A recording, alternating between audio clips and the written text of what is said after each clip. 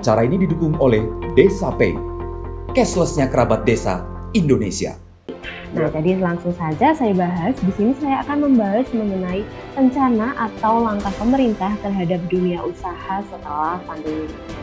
Oke, jadi pandemi ini ternyata dapat dikatakan mengalami pasang surut yang tidak dapat diprediksi. Namun apabila dilihat secara garis besarnya, pasang surut ekonomi Indonesia ini sebenarnya masih cukup baik Pak dibanding dengan negara-negara lain. Gitu. Seperti nih, ada triwulan pertama ini di mana pada tahun 2020 ekonomi Indonesia ini masih tumbuh sebesar 2,97%. Namun pada triwulan kedua mengalami kontraksi atau pertumbuhan ekonomi negatif sebesar 3% dikarenakan adanya social distancing atau PSBB yang begitu ketat. Nah, dapat dikatakan ekonomi Indonesia tadi yang masih lebih baik dibanding negara lain. Nah, ini apabila dilihat bahwa negara-negara besar bahkan juga mengalami kontraksi yang sangat dalam, seperti negara Singapura ini mengalami penurunan sebesar 41,2%. Cukup besar juga Pak ya. Iya banget. Ya. Lalu ada di USA atau Amerika ini sebesar 10%.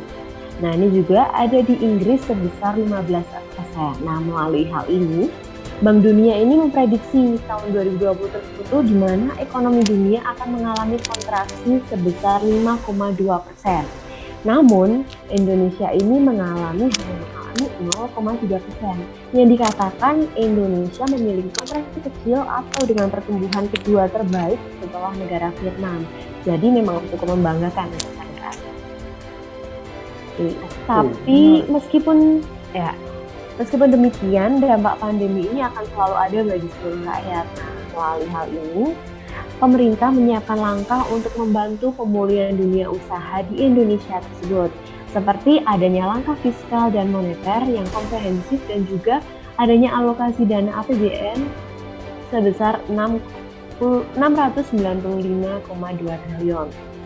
Nah, melalui berbagai bantuan tersebut, pemerintah ini memiliki harapan supaya kontraksi ekonomi nasional dapat ditekan sekecil mungkin.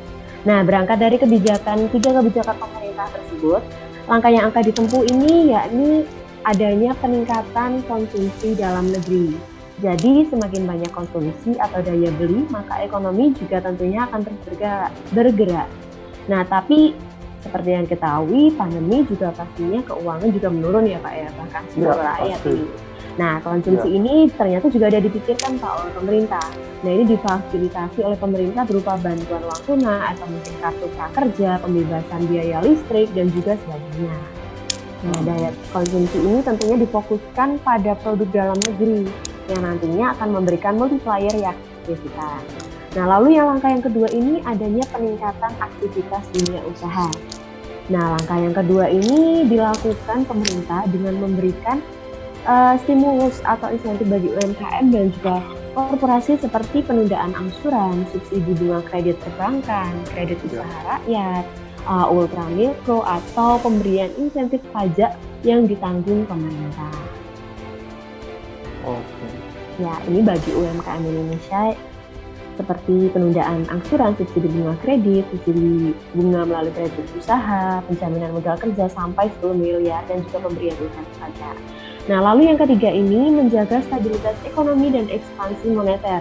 Nah, langkah ini dibantu oleh Bank Indonesia dalam menjaga stabilitas nilai tukar rupiah, lalu penurunan suku bunga yang bertujuan nantinya untuk meningkatkan likuiditas keuangan untuk mendorong aktivitas dari dunia usaha ini, lalu menjaga stabilitas makroekonomi dan sistem keuangan.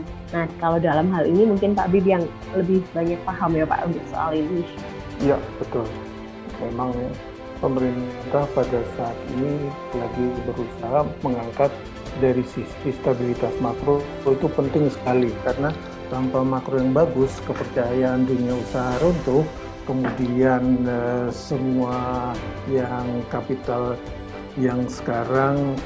inflow yang sekarang masuk ke sini keluar, maka kita bisa kena krisis moneter lagi kayak tahun 98 kan. 98 Kesel sudah mudeng belum? Belum lahir Pak. Belum lah, makanya nggak paham itu masalah itu. Oke. Apalagi pesan yang mau disampaikan? Oke, sudah Pak.